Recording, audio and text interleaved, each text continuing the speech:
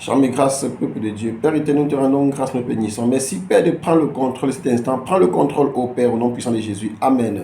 Bien-aimé, le Père m'envoie aujourd'hui te dire ceci. Mon enfant, c'est de préparer ta mort, prépare ton avenir. De quel avenir s'agit-il? Ton avenir spirituel, la vie éternelle. La vie éternelle, c'est en Jésus que nous l'avons. Il a dit dans sa parole qu'il était le chemin, la vérité et la vie. Lui ne vient au Père que par lui. Donc, bien-aimé, toi qui n'as pas encore accepté Jésus qui est comme Seigneur et Sauveur, va dans une église où on sert Dieu en esprit et en vérité et donne ta vie à Jésus. C'est de réparer ta mort, prépare ton avenir. Dans le livre de Psaume 49, à partir du verset 2, est écrit « Petits et grands, riches et pauvres, ma bouche va faire entendre des paroles sages et mon cœur a des pensées pleines de sens. Pourquoi craindrais-je au jour du malheur lorsque l'iniquité de mes adversaires m'enveloppe ?» Il s'adresse ici à toute catégorie de personnes, petits et grands, aux riches et aux pauvres. Il dit, tu ne dois pas craindre le jour du malheur lorsque l'iniquité des adversaires t'enveloppe. Pourquoi? Parce que tu es un enfant de Dieu, parce que tu es un signe de Dieu, parce que tu es un don de Dieu. C'est ça que j'ai dit, bien-aimé, si tu n'es pas encore enfant de Dieu, fais-le très rapidement. Il dit, ils ont confiance à leur bien et ils se glorifient de leur grande richesse. Nous savons tous, bien-aimés, que beaucoup de personnes dans cette vie font plus confiance à leur bien et à leur richesse, ignorant que l'or et l'argent appartiennent à Dieu et que c'est Dieu qui donne à qui il veut. Peut-être Dieu t'a donné, c'est pour que tu contribues à son œuvre, parce qu'il faut toujours que Dieu passe par quelqu'un pour ses œuvres. Et Dieu a beaucoup d'œuvres. Il y a les malades, il y a les prisonniers, il y a les veuves, il y a l'évangélisation, il y a les églises qu'il faut construire. Donc, quand les chrétiens, ils veulent construire quand les enfants de Satan construisent des églises, bien aimées, ils le font en cachette, tapis dans l'ombre.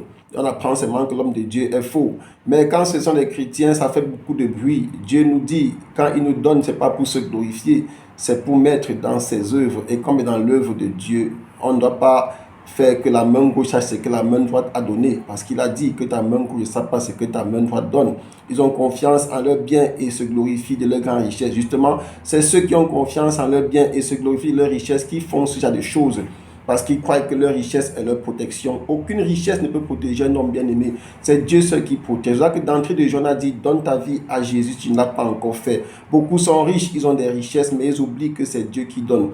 Beaucoup n'ont même pas accepté Jésus-Christ comme Seigneur et Sauveur. Ils ont des richesses, mais ils oublient que c'est Dieu qui déverse ses bontés tous les jours sur ses enfants. Il dit, ils ne peuvent se racheter ni l'un ni l'autre, ni donner à Dieu le prix de leur rachat. Le rachat de leur âme est cher et n'aura jamais lieu. Donc, bien aimé, tu comprends que tes richesses ne peuvent pas acheter ta vie, ton âme, parce que ton rachat est cher et n'aura jamais lieu, parce que ton argent ne pourra jamais acheter cela. Et on a dit, c'est Dieu qui donne, et il sait pourquoi il donne. Et quand Dieu t'a donné, bien aimé, si tu ne sais pas pourquoi il t'a donné, va dans ton lieu secret, mets tes genoux par terre, demande à Dieu, papa, pourquoi tu m'as donné cette somme d'argent, et il te dira, peut-être il y a des prisonniers dans ta localité, peut-être il y a des malades, peut-être il y a un hôpital à construire, peut-être il y a des églises, oui.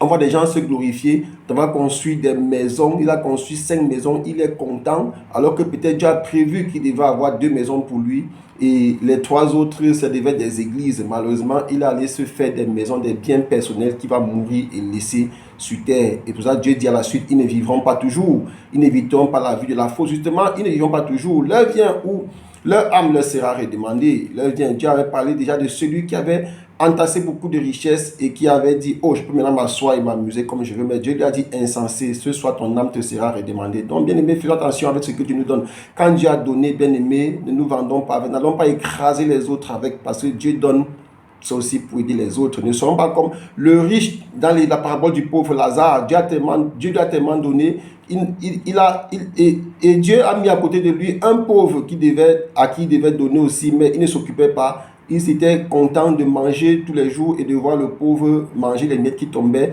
Il s'est retrouvé en enfer, pas parce qu'il était riche, mais à cause de son comportement, ce qu'il en a fait de sa richesse. Donc évitons cela, bien aimé. Le Seigneur dit, car ils laveront, les sages meurent, l'insensé et le stupide périssent également, et ils laissent à d'autres leurs biens. Donc on voit, bien aimé, nous finirons par laisser tous ces biens-là. Beaucoup ont des biens que tu as donnés. Ils préfèrent acheter des bonnes places dans les cimetières pour présenter. D'autres achètent déjà les cercueils et des bons habits pour les enterrements.